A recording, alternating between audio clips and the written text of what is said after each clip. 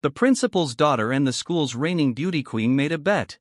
They bet on who would be the first to conquer me, the school's resident poor scholarship student. Both girls played the part of hopelessly in love maidens to perfection. They poured their hearts and souls into chasing me with the kind of grand romantic gestures you'd only see in a high-budget teen movie.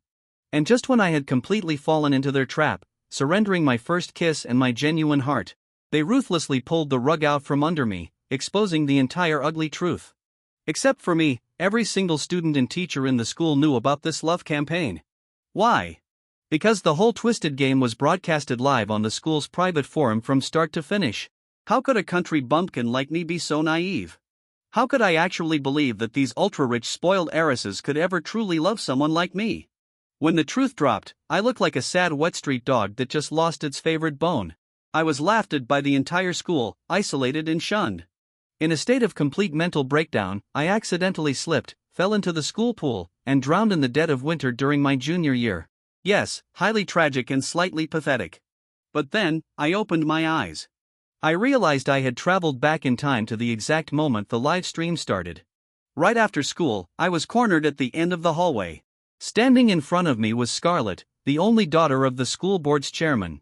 She was resting her chin on her hand, looking at me with the kind of arrogant amusement one usually reserves for a dancing monkey at the zoo. She asked me, "Is it true you ranked first in the entire grade again in the monthly exams?" Scarlett was the golden child of the ultra-wealthy elite. Born with a platinum spoon in her mouth, her family wasn't just the biggest sponsor of our prestigious academy. They were titans in the business world with deep political ties. Basically, she was untouchable. In my past life, Scarlett had demanded I help her cheat on the monthly exam. I refused. As a result, she bombed the test, got chewed out by her mother, and naturally blamed the entire fiasco on me. To get back at me, she concocted this malicious prank. She and her best friend, the ice-cold beauty Bianca, made a bet to see who could seduce me first. Bianca even hacked into the school's security camera system to broadcast their seduction process live on the school forum. Just to spice things up, to make it a true spectacle, Scarlett initiated a massive betting pool for the whole school, guessing who I would kiss first and exactly when. The winner would take home the entire donation pool from the live stream. An arrogant heiress like Scarlett, a stunningly manipulative beauty like Bianca, and a prize pool that eventually reached the millions. It made this broadcast the most earth-shattering event in the Academy's history. Back then, I was just a clueless high school boy. How was I supposed to defend myself against two powerful wealthy girls armed with K-drama-level romantic schemes?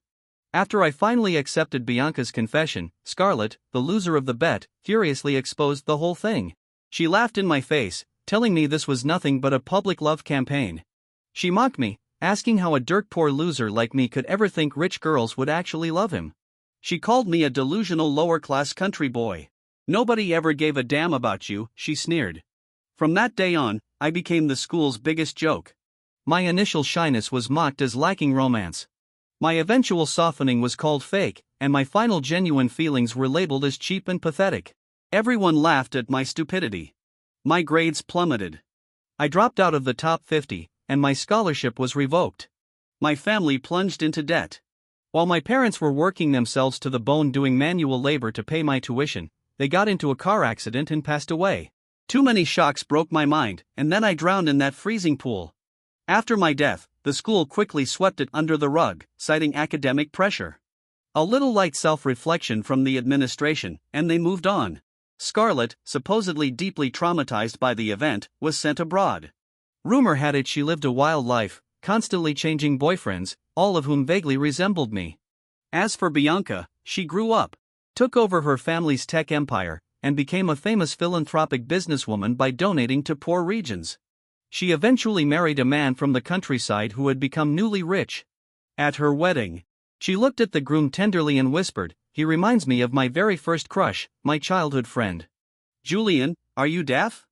Scarlett waved her hand in front of my face, snapping me back to reality. Her peach blossom eyes were sharp. When she stared at you, she looked like a fierce alert leopardess. I knew the conquest broadcast had officially begun. On the school forum, the live comments were already rolling in. "This scholarship kid hit the jackpot. Chased by both the princess and the beauty queen. I'm betting my whole week's allowance on the beauty queen. Nobody rejects the goddess Bianca. I'm betting on the sour Princess Scarlett. I like them feisty. Scarlett took a deep breath, trying to keep her cool, and repeated, I'm here to give you a chance to make some cash. I heard you're from the countryside. You're definitely broke, right? Come to my house and tutor me. $1,000 a session. Deal? I subtly glanced at the hidden camera mounted near the stairs, then lowered my head. With a calm voice, I politely declined. Thank you for the offer, Scarlett, but I already have plans for the weekend. That weekend, as I walked out of the school gates and past the large glass windows of the student center, I stopped and looked at my reflection. Pale skin, a face that looked slightly sickly due to my chronic lack of expression. My only redeeming feature was my eyes, hidden behind thick nerdy black frames. I could easily take off the glasses right now, get a makeover, and make everyone look at me differently. But changing myself willingly? Where's the fun in that? It's much more impactful if I make them discover my hidden charm. Playing hard to get is a classic for a reason. I knew that even if I dodged Scarlett's trap today, they'd just invent a new game to torture me. With my current status, I couldn't fight two powerful heiresses head-on. But at least in this life, I knew their exact playbook. Oh, you want to act? Honey, we can both win Oscars here. I lowered my head and quickly walked toward the shopping district where Auntie Tessa's flower shop was located. Our academy was a gathering place for the elite. To maintain a faux image of diversity, they admitted a few top-tier commoners every year, the special honors students. There were 4 of us. Besides having giant brains, we shared one trait. We were painfully poor. But no matter how poor, no one wants to be invisible in a snobby rich school. As long as I stayed in the top 10, I got free tuition and a $500 monthly stipend. Since day one, I had never dropped from first place. I sent the stipend home and survived on part-time jobs. As I reached the flower shop, Auntie Tessa's excited voice rang out from the counter. Julian, we got a massive order today. She shoved her phone in my face. On the screen was a delivery order, 999 Floyd roses. The buyer specifically demanded they be imported from Ecuador, top-tier luxury stuff. Auntie Tessa was glowing. We're going to make a 5-figure profit on this alone. In my past life, Scarlett wanted to force me to accept her tutoring job, so she ruined my part-time work in the simplest way possible. She casually ordered this massive batch of roses, forcing Auntie Tessa and me to run around the city all night sourcing them. And when we delivered them, Scarlett just yawned and said, I'm bored of them. Cancel the order. Her family was untouchable. Auntie Tessa couldn't sue her. She had to eat the catastrophic financial loss. Auntie Tessa was a woman who had fled a toxic husband to start a new life here. After that debt, she had to close the shop and tragically return to him. Seeing my dark expression, Auntie Tessa looked worried. Julian, what's wrong? I shook my head. Auntie, this order feels like a setup. Don't buy the stock yet. Though hesitant, seeing my absolute certainty, Auntie Tessa agreed to hold off and delay the delivery time to test the waters. For the next week, I stopped going to the library. The second the bell rang, I sprinted back to my dorm like an Olympic athlete. Scarlett couldn't even catch a glimpse of my shadow. Her grand conquest plan had hit a brick wall on day 1. The heiress was visibly losing her mind. Just as I predicted, a week later, she couldn't sit still anymore. It was Saturday afternoon. Auntie Tessa was napping in the back room, leaving me to watch the shop. I had just finished a math worksheet when I caught a familiar silhouette pacing outside the glass door. That petite, arrogant posture, unmistakable. I knew the moment had arrived. Right on cue, the shop's landline rang. I didn't hesitate to pick it up. Less than 10 minutes later, a balding, beer-bellied man stormed into the shop, his face red with rage. He kicked the door open so hard it practically flew off its hinges, roaring, "Where is that witch Tessa?" Woken by the noise, Auntie Tessa stumbled out, still half asleep. But the moment she saw him, the blood drained from her face. Why are you here?" The man didn't answer. He just sneered and lunged forward to grab her hair. I immediately threw myself in front of her, shouting, "Who are you? What are you doing here?" He gave a nasty mocking laugh. "I'm her husband. If I want to drag her back home and teach her a lesson, who's going to stop me? Move, kid, or you'll get it, too. Assault is a crime," I yelled, perfectly projecting a mix of fear and righteous anger. "Leave now, or I'm calling the cops." The man squinted, chuckled darkly, and shoved me hard. I crashed onto the floor right at the shop's entrance. My glasses flew off, and my knees slammed into the doorframe. I curled into a ball, clutching my knee in apparent agony. But hidden from view, a tiny Oscar-worthy smirk flickered on my lips. I knew my timing was impeccable. Scarlett was right outside. I also knew she was wearing a top-of-the-line micro camera pinned to her collar. With all this screaming and crashing, both Scarlett and her live stream audience had a front-row seat to this unhinged family drama. I knew Scarlett too well. She was a lawless spoiled princess, fiercely impulsive, and far more tomboyish than her peers. Raised to believe she owned the world, she was the undisputed queen of our academy. Whether it was for her little conquest points or just her explosive temper, there was zero chance she would just stand by and watch. The damsel in distress act had played out perfectly. Now it was time for the heroine to enter the stage. A second later, heavy footsteps crossed the threshold. Before anyone could blink, Scarlett launched herself at the bald man like a heat-seeking missile.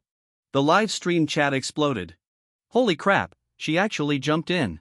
Who doesn't know Princess Scarlett has a 9th-degree black belt in karate? I'm so in love right now. She's a badass. This live stream is peaking. The prize pool just hit 1.7 million. Scarlett's martial arts training gave her the upper hand initially, but the man was massive, nearly twice her size. Catching an opening, he tackled her to the ground, pinning her down. The flower shop turned into a war zone. Vases shattered. Flowers flew everywhere. The red-eyed brute spat in her face, cursing. You crazy brat, you dare mess with me? Scarlett's face turned red, her breathing ragged, but she kept thrashing. Just as she was about to lose her breath, I grabbed a heavy glass vase from the floor, and without an ounce of hesitation, smashed it over the back of the man's head. Crash! The brute went limp and collapsed like a sack of potatoes. Scarlett gasped for air, violently kicking his heavy body off her. She sat up furiously, but the moment her eyes met mine, they widened in shock. Reflected in Scarlett's amber eyes, backlit by the afternoon sun, was a bruised slender boy holding a broken vase, barely standing, breathing heavily. I opened my mouth to speak, but right on cue, I let the vase slip from my weakened grip. It rolled across the floor with a crisp clatter. My injured legs gave out and I collapsed forward. Acting on pure instinct, Scarlett lunged forward and caught me in her arms. The moment I was pressed against her, I could hear her heart hammering in her chest like a drum solo.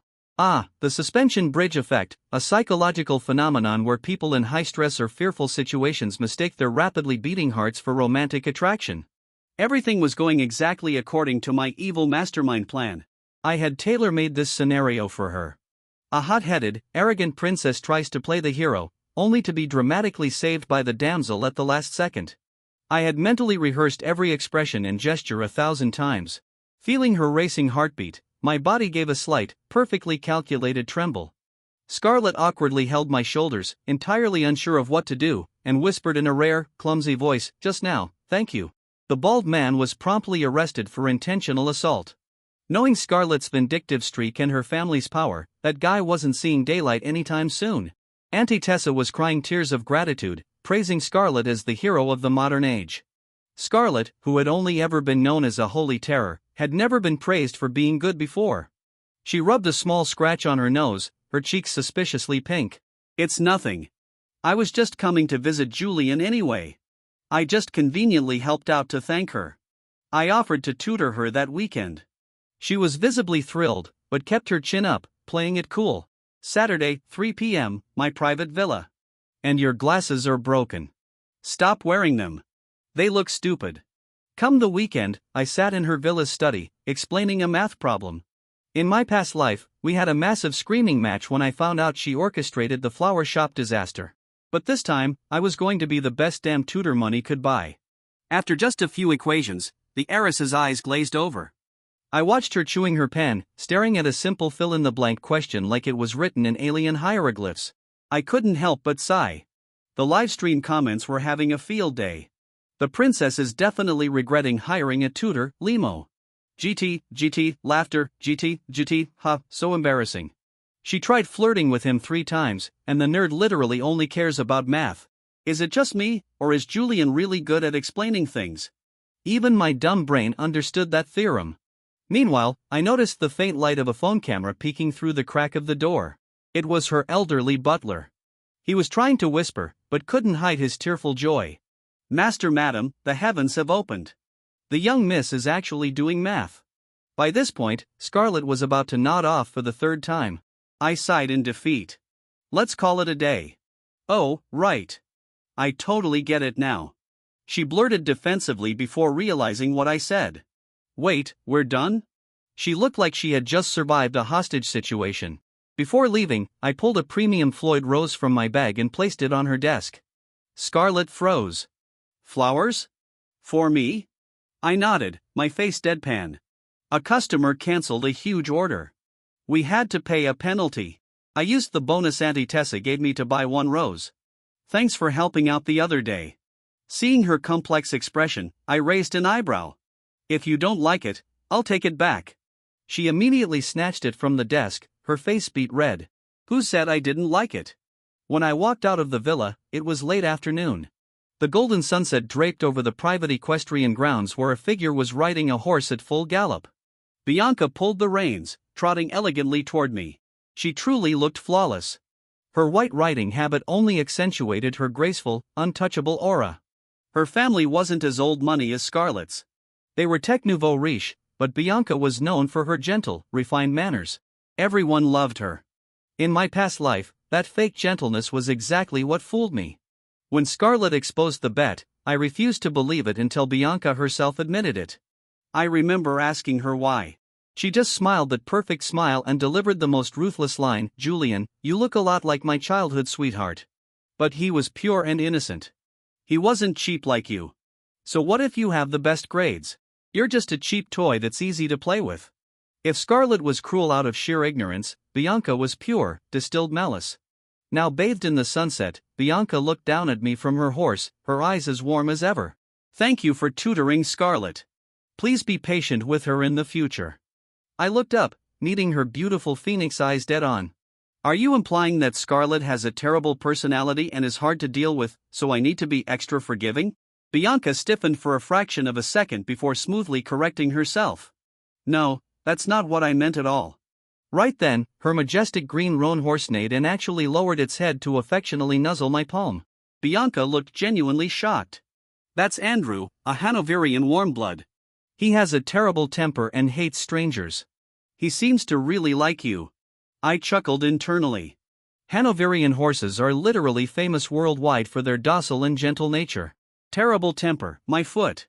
I knew exactly what her game was. Scarlett was aggressive and set off alarm bells. Bianca played the patient hunter. In the past, she engineered dozens of coincidental meetings, slowly making me drop my guard until I willingly fell for her. Seeing my lack of reaction, Bianca leaned down and offered her white-gloved hand. Julian, do you want to ride with me? The scene was picture perfect. A romantic sunset, a beautiful girl, golden hour lighting. She was absolute certain I wouldn't refuse, but she miscalculated.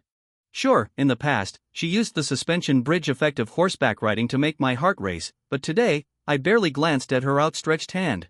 Instead, I pointed at her collar and casually asked, "What's that?" Caught off guard, a flash of annoyance crossed Bianca's eyes. She withdrew her hand, unclipped the black iris brooch from her chest, and held it out. I stared at the pin. I knew perfectly well it was a state-of-the-art hidden camera. Bianca's psychological fortitude was insane. She shoved the literal evidence of her spying right in my face without batting an eyelash. The livestream chat was losing it. Why do I feel like he's staring right through the camera at my soul? I'm scared. Someone turn this off. Impossible. The Bianca family's tech is military grade. He can't know. This is thrilling. Sending a super chat. Seeing me stare at it, Bianca smiled flawlessly. Do you like it? I can give it to you. I gave a faint smile and looked away. No, thanks. Black irises really aren't my vibe. Bianca insisted on driving me back to school. Honestly, it was a 10-minute drive, but there were no bus routes here. Looking at the high school girl sitting in the driver's seat of a Lamborghini Revuelto, I hesitated. You're not old enough to drive. Bianca smiled, pulling out an international license and waving it. Don't worry, I got it abroad. So, Mr. Valedictorian, do I have the honor of giving you a ride? On the way back, I stayed completely silent, mentally reviewing vocabulary words. The live stream, however, was chaotic. He's so cold, but so handsome. This poor kid is so rude. Playing hard to get? This isn't a cheap romance novel. Am I the only one vibing to the engine sound of this hypercar? The car tore down the road and stopped smoothly in front of the school gates. I went to open the door, but it was locked. I frowned and looked at her. Bianca's voice was playful, almost mocking. "Julian, how do you plan to pay for this ride?" Without missing a beat, I pulled 2 crumpled 100 yuan bills from my pocket and handed them over with a look of extreme reluctance. "Keep the change." Bianca smiled, her eyes curving like crescent moons. "Sorry, I'm not short on cash." We stared at each other in silence for a few seconds. Suddenly, I tilted my head, my voice serious, but laced with a teasing edge. "We've met somewhere before, haven't we, Bianca?" The chat exploded. Cringe. That pickup line is from the Stone Age. He thinks that'll work on the goddess? Wait, is it me, or has the goddess been quiet for too long?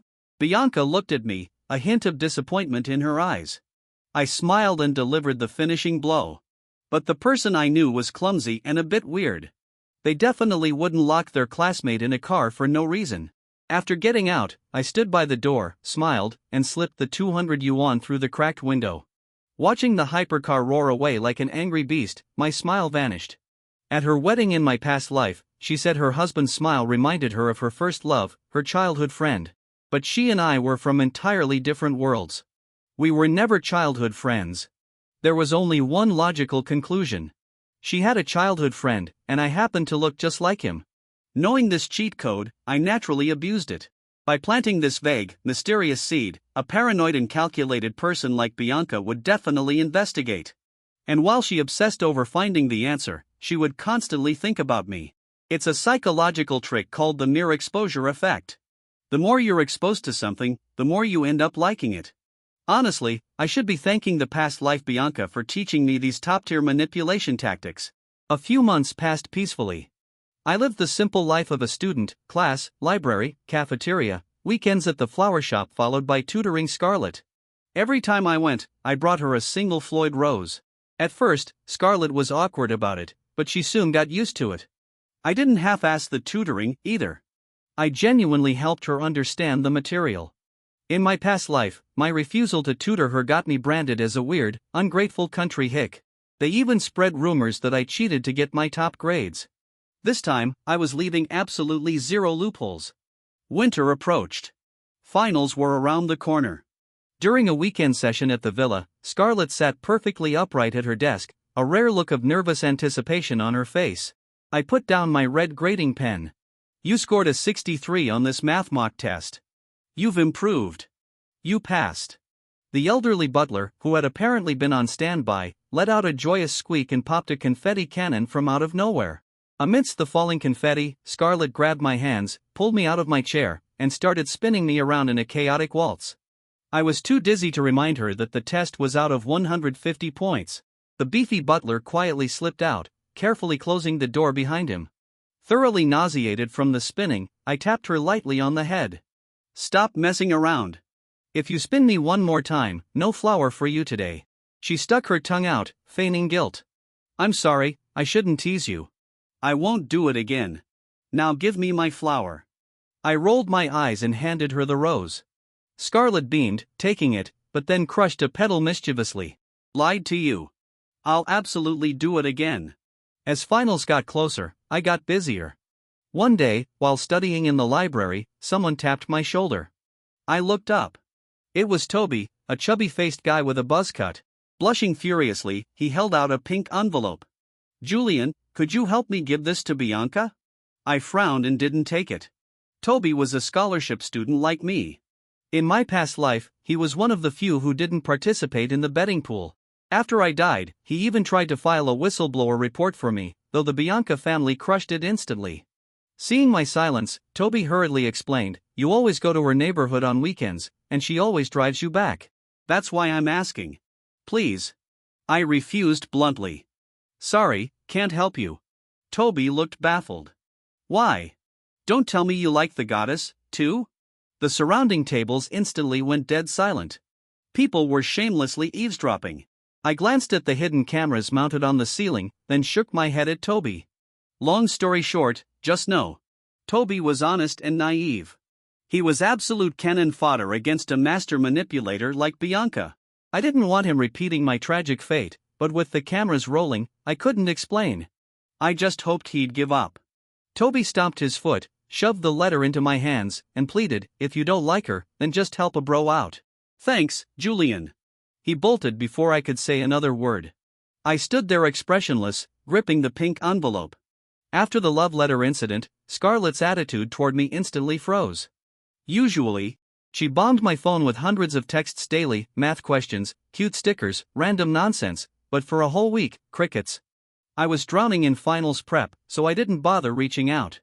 If I could see the live stream chat, I would have known the audience was panicking. Are our ships sinking? I literally just donated 9 fireworks. But it looks like Princess Scarlett is super pissed about that love letter. He gives Scarlett flowers, but acts as a wingman for someone else to Bianca? Is he two-timing? So tragic. I was really rooting for them. Saturday came. I arrived at Scarlett's villa on time. I rang the bell. Nothing. I checked my phone. My messages to her had a red exclamation mark. I'd been blocked. I rang it one more time. After 10 minutes of silence, I got the hint. I turned to leave. Just as I reached the gate, the front door clicked open. I walked inside to find Scarlett slouched on the living room sofa, a video game controller in her hands, completely ignoring me like I was the delivery guy. I stood there until she finally finished her match. She looked up, her tone freezing. "Oh, you actually showed up. I thought you weren't going to bother explaining yourself." I blinked. "Explain what? I'm here to tutor you." Scarlett scoffed. "Tutor? We haven't spoken in a week." I thought His Majesty the valedictorian forgot about his job. She tossed the controller, stood up, grabbed my wrist, and dragged me up the stairs to the study. The moment the door slammed shut, she shoved me hard against the desk. The edge dug into my spine. Ow.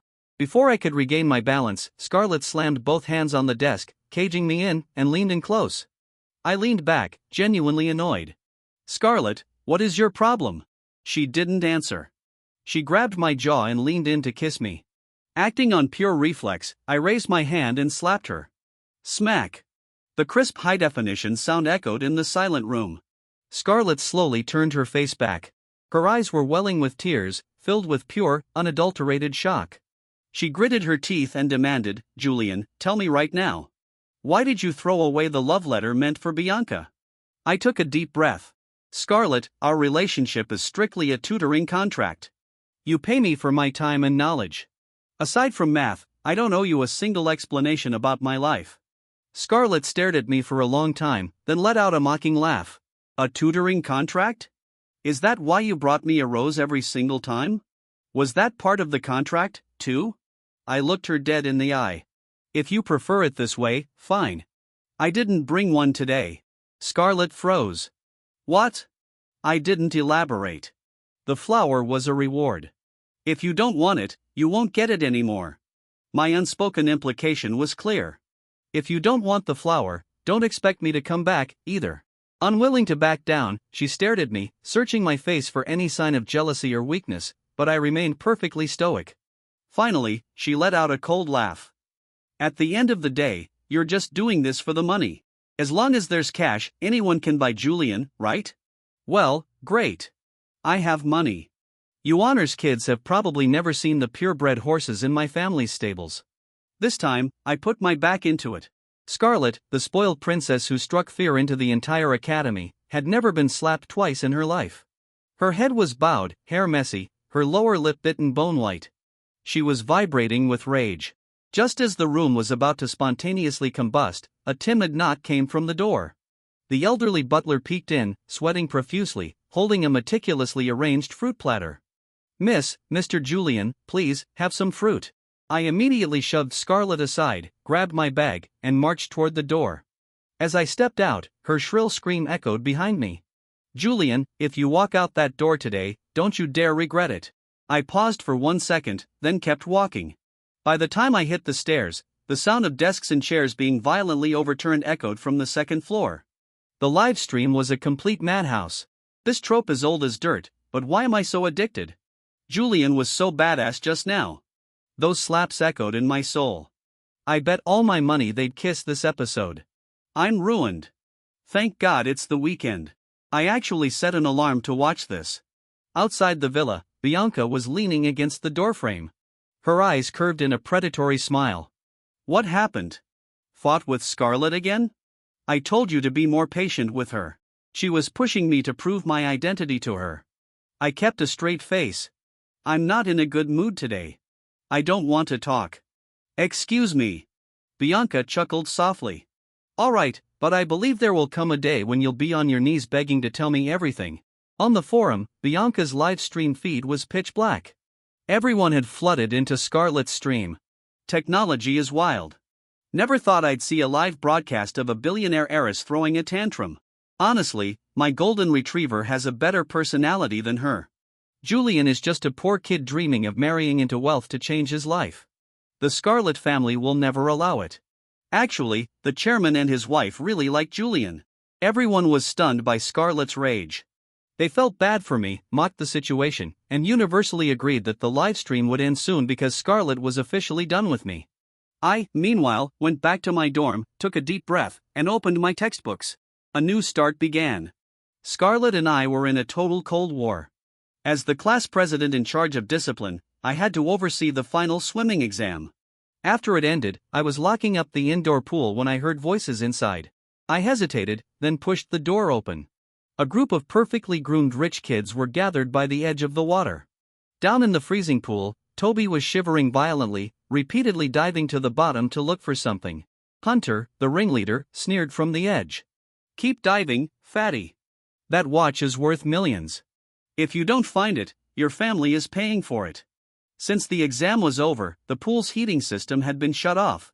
In the biting cold water, Toby hugged his arms, his face deathly pale. Hunter, I'm sorry. Hunter cut him off with a cruel laugh. I told you to dive. Weren't you trying to play loyal dog for the goddess Bianca? I'm giving you a chance to prove it. Everyone knew Hunter was obsessed with Bianca, so his targeting Toby, who had tried to deliver my letter, wasn't surprising.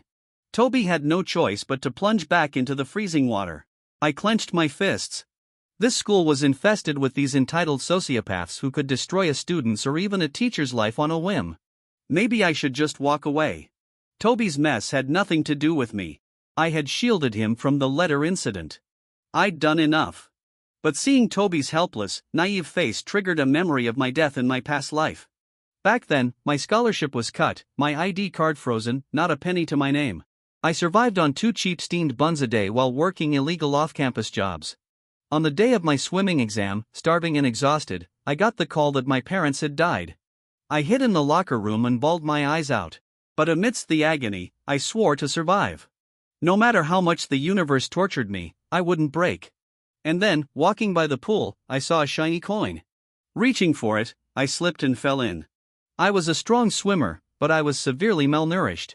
Before I sank completely, I reached my hand toward the surface, desperate for a sliver of hope, a sliver of life. Back in the present, Toby was still desperately diving. My face hardened. I pulled out my phone, sent my live location to Bianca, and waited.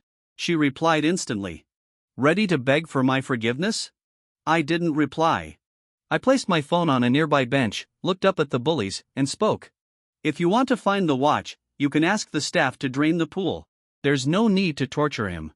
Hunter turned to me. Well, for that to happen, the rat has to get out of the water first. As Toby scrambled up the ladder, Hunter pointed at me.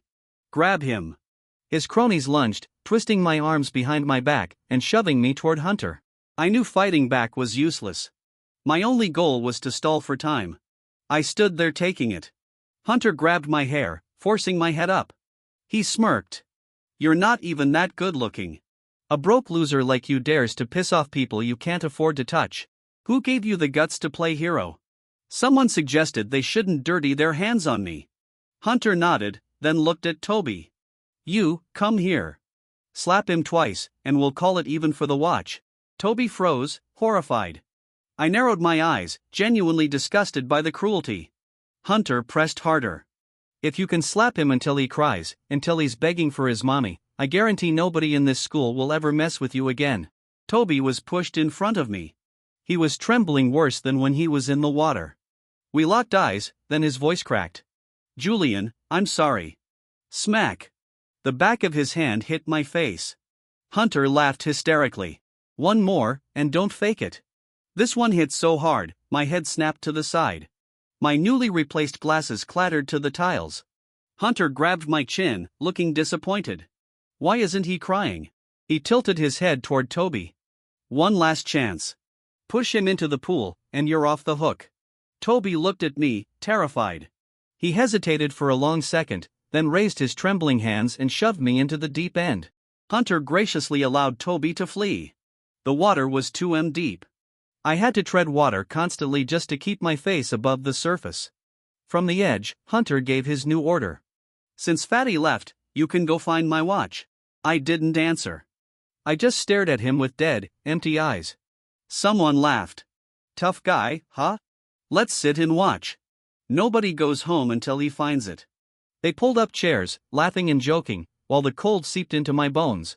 I knew if this dragged on, I'd actually freeze to death. I couldn't just wait to be saved. Right in front of their eyes, I closed my eyes and simply stopped kicking, letting myself sink into the dark water. It was sudden. The main pool lights were off, leaving only a dim emergency light. Under the rippling surface, they lost track of me instantly. The laughter abruptly stopped. Hunter's nervous chuckle broke the silence. Let's see how long he can hold his breath. 30 seconds. Hunter brushed it off. What's the big deal? He just passed the swim test.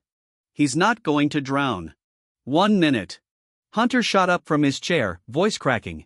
Julian, get the hell out of there right now. You hear me? 1 minute and 30 seconds. Pure panic erupted. Someone muttered, forget the kid. The live stream is still running. What if the two heiresses aren't done playing with him?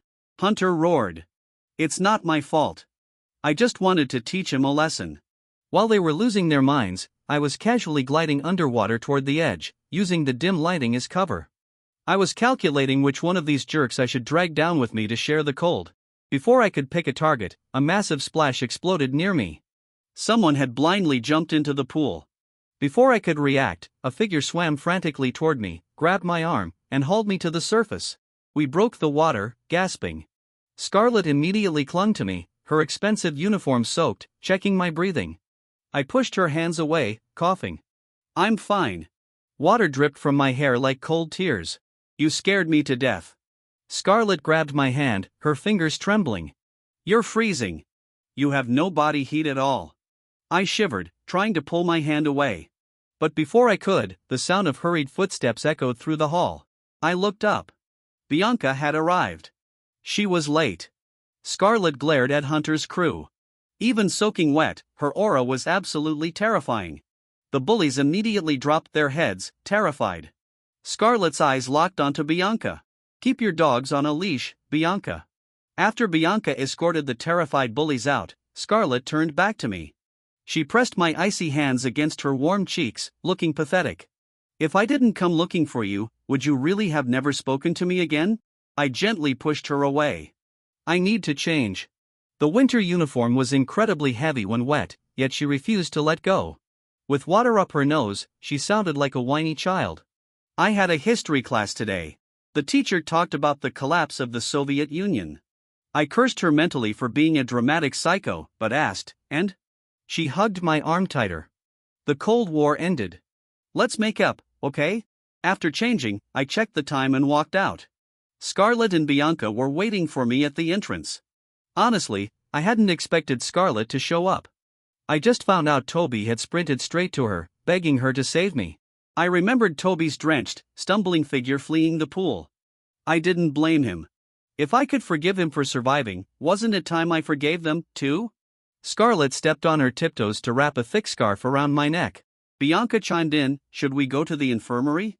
Looking at them, my eyes suddenly turned red. Scarlett panicked. What? What's wrong? I looked at them with deadly earnestness, my voice trembling perfectly. Thank you. Thank you both. I never expected I didn't think you'd actually come to save me. I swallowed hard, playing the ultimate tragic hero. I know I'm just a country kid. I'm clumsy and boring. I don't belong in your world. I've always been terrified of being mocked and discarded. But, why are you guys so good to me? Scarlett froze, her face going blank. I leaned down and placed a soft, fleeting kiss on her cheek. The live stream chat absolutely detonated.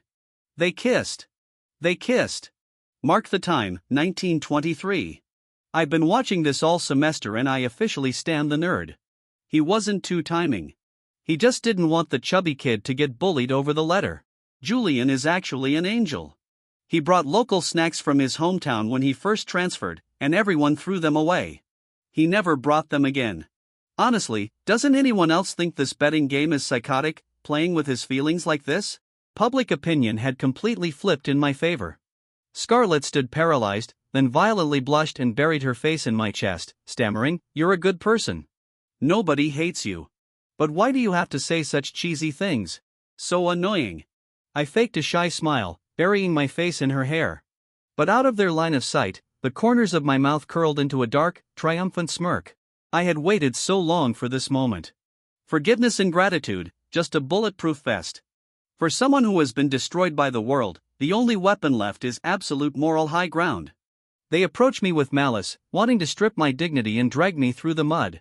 But I was going to force them to look at my pure, unyielding soul until their own guilt suffocated them. When the truth finally drops, who will be the villain? Who will be the ultimate punchline? I could hardly wait. In the infirmary, I drank the ginger tea and lay down, pretending to sleep. Just as I dozed off, I heard footsteps behind the medical curtain. Someone gently pulled it back. "He's asleep," Scarlett whispered. Bianca replied. A hand checked my forehead for a fever, then retreated. I was about to wake up groggily when Scarlett spoke again. "Bianca, I'm calling off the bet." I stopped the live stream. I froze in the prize pool. "Here's your camera back." Bianca was silent for a long time. "You actually fell for him, didn't you?" Scarlett didn't deny it. "After finals, it's the winter gala. I'm going to confess to Julian there." Bianca's voice wavered. "And if he rejects you?" Scarlett sounded entirely unbothered. "He already kissed me. I'm gorgeous. I'm rich. And I'll treat him really well from now on." Bianca cut in sharply. "But what if he already likes someone else?" Scarlett's voice suddenly dropped 20 degrees. "Bianca, I know you investigated him. Whatever you think you found out, this ends here. Take whatever secrets you have to the grave. In exchange, your family can have the West City Development Project."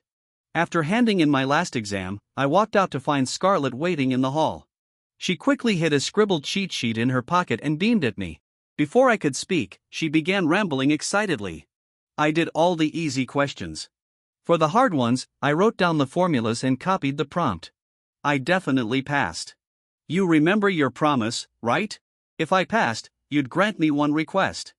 I nodded. She grinned. "Great. You're coming to my house. I hired my dad's personal stylist. Consider yourself lucky." That afternoon, she threw me to her styling team and ran off blushing, claiming she wanted my look to be a surprise for tonight. I was scrubbed, polished, and dressed in a bespoke suit. The butler drove me to the gala. The first snow of the year fell precisely as I stepped out of the car. The clock tower struck 7 p.m. The gala had officially begun. Everything was so meticulously perfect, it felt scripted. Ignoring the staring crowds, I calmly walked toward the grand hall. Standing by the antique doors was Bianca, dressed in a stunning black evening gown holding a glass of champagne. She smiled. "You look completely different today." I thanked her, noticing she smelled faintly of alcohol. Her cheeks flushed. She stared at me, then suddenly whispered, "I'm sorry." I paused. "For what?" She looked down. "For everything." I watched her squirm for a long moment before giving a soft laugh. "You don't need to apologize, Bianca. At the pool, I sent you my location, and you came right away, didn't you? And all those harsh things you said, I know you were just trying to force an answer out of me." Bianca shook her head, looking devastated. "That answer doesn't matter anymore." She stepped aside, gesturing for me to enter the hall. "There's a surprise waiting for you inside." As I brushed past her, I sneakily pinched both my cheeks as hard as I could to make them flush deep red. I gave her a bashful, embarrassed smile and whispered, "You once asked if I came to this school because of that person. I just wanted to say, at least for a while, I did." Genuine words are rare these days, but a blushing confession from an earnest boy, that hits harder than a 10-page monologue. Leaving her paralyzed in shock, I walked into the hall. The lights dimmed. A spotlight hit the center stage, accompanied by roaring applause. Scarlett stood there in a pearl-white gown, a sparkling rose brooch pinned to her chest. She looked elegant and radiant. She held a microphone, her voice surprisingly soft. "Lately, I've been dreaming about someone. I dream of him studying so hard. I dream of him playing the hero. I dream of him scowling when I make him mad during tutoring. Every little thing about him makes my heart race." The crowd erupted in awes. Some girls were literally tearing up.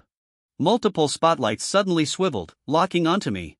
Across the sea of people, Scarlett looked right at me. Freud once said, "The language of roses is you accidentally wandering into my dreams, turning my heart into a garden." You've wandered in my dreams for too long. Can you come to my side now, Julian? I like you. Will you be my boyfriend? Thousands of rose petals rained down from the ceiling like a fairy tale.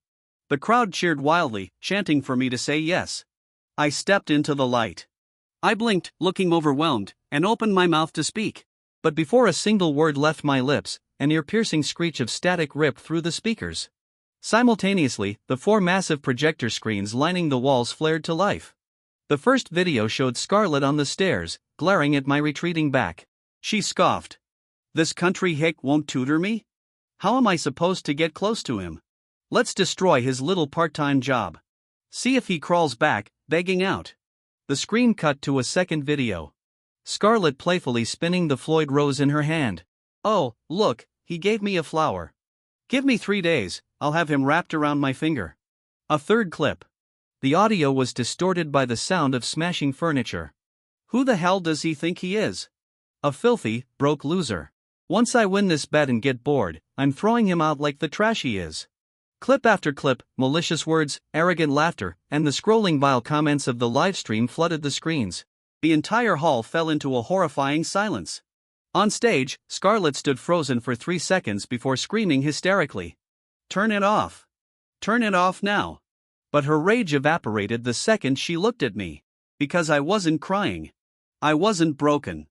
I was smiling, a cold, mocking, utterly chilling smile. Scarlett's eyes went wide with pure terror. She hiked up her dress and scrambled off the stage, running toward me. "Julian, it's not what it looks like. Let me explain." I took a half step back, neatly dodging her grasp. One simple movement that spoke volumes. Suddenly, Bianca emerged from the crowd, placing herself firmly between Scarlett and me. She elegantly yet fiercely stated, "Scarlett," he said, "stay away." Scarlett's eyes darkened murderously. "It was you. You leaked the footage, didn't you?" Bianca didn't deny it. She just repeated, "He rejected you, Scarlett."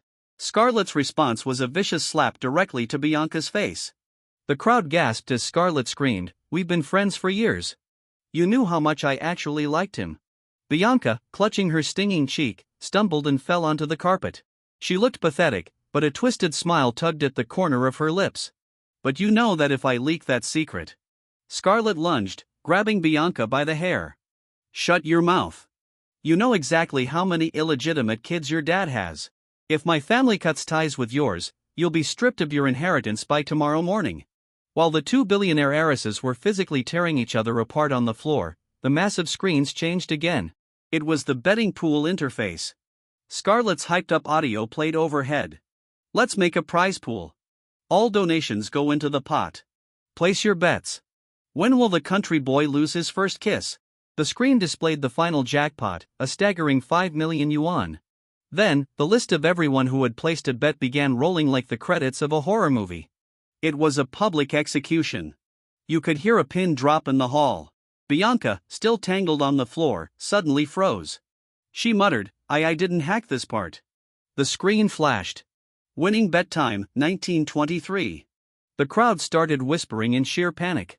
"Thank God I didn't bet on that exact minute. This is insane. Who guessed it down to the exact second?" Finally, the winner's name flashed in massive, bold letters. "Winner, Julian." Every single head in the room snapped toward me. Standing in the spotlight, I finally let out a genuine, from the bottom of my heart, laugh. Scarlett and Bianca, looking like absolute train wrecks on the floor, stared at me in horrified disbelief. I smiled, gave them a polite little wave, and said, "A bet is a bet. Don't forget to wire the prize money to my account. Ta-ta." Without a single glance back, I turned and walked out into the snow. Back in my dorm, I rolled myself up in my warm blanket and stared at the glorious notification on my phone. Income transfer, 5 million yuan. For the first time since my rebirth, I felt true peace. Outside my window, the snow was falling heavily, but I could faintly smell the scent of roses. I knew that right down below, Scarlett was sitting in a convertible completely filled with Floyd roses, waiting for me. She had screamed herself hoarse, crying, apologizing, begging, swearing she would never do it again. I opened my blocked contacts, found her number, and sent a 2-word text, "Too noisy." A few seconds later, the world finally went quiet. At 2 a.m., the blizzard was raging. I couldn't sleep, so I got up to review some advanced coursework. Suddenly, a massive firework exploded outside my window, lighting up the sky. Scarlett wasn't screaming anymore. She was just silently setting off fireworks, one after another, in the freezing cold.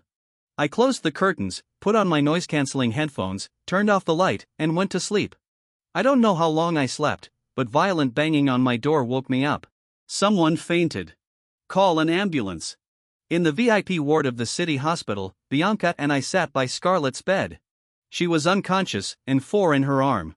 Staring at her pale face, Bianca suddenly spoke. "Julian, I've thought about it for a long time. Even if I lose my inheritance, I still want to tell you." I cut her off with zero hesitation. "You people are psychopaths."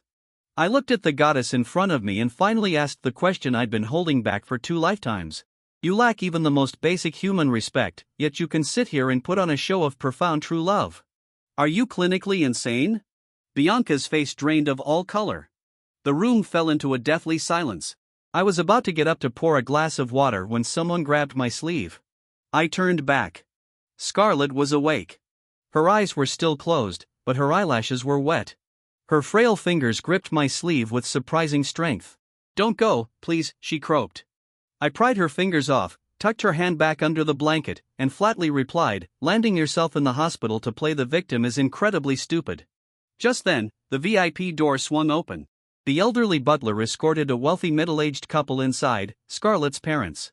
Her father saw her miserable state and trembled with rage. "Are you trying to give us a heart attack?" Her mother, hiding her embarrassment, gently stroked Scarlett's head before turning to me. "You must be Julian. Could we have a word?" I nodded. Scarlett forced herself to sit up, her eyes red, and grabbed her mother's hand. Mom, please help me convince him.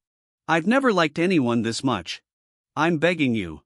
In the private hospital lounge, Scarlett's mother handed me a cup of premium tea. She was the picture of elegance. "Julian, we know everything. The livestream was an impulsive mistake. The Scarlett family will take full responsibility for the damage to your reputation." She took a sip of tea, looking at me warmly, and laid out 2 options. "People say true obsessive love only exists among the ultra-wealthy. It sounds arrogant, but it holds some truth. Scarlett has been fiercely protected her whole life. She's wild, but not evil at heart. She carefully proposed, option 1, our family will send both of you abroad to study, fully paid. After graduation, if you still have feelings for each other, you can marry into our family."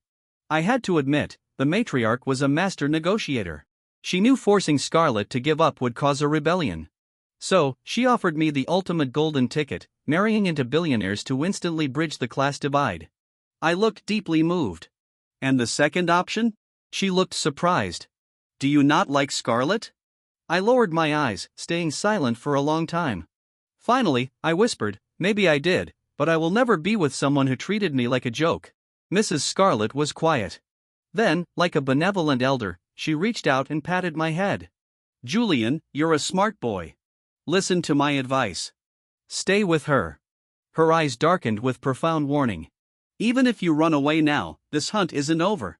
When young people who don't understand love or hate form an obsession, they will chase you to the ends of the earth. We can't control them forever. Years from now, when they come into their full power, they will find you." Bianca had already used her family's tech to pull the school's footage. What couldn't they do in a decade?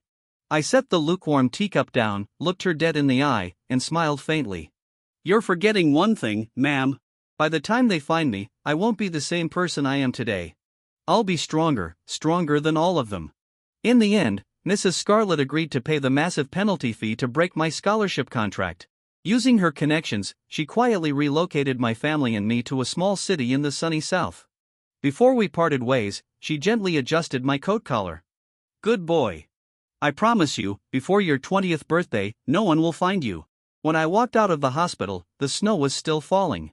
I didn't look back at the suffocating, twisted warmth behind me. I just walked silently into the roaring, freezing night. The wind howled, and the snow turned my hair white. I don't know how long I walked. I just noticed the wind dying down. I looked up. The eastern sky was breaking. The first ray of sunlight pierced through the heavy clouds, brilliantly illuminating the entire sky.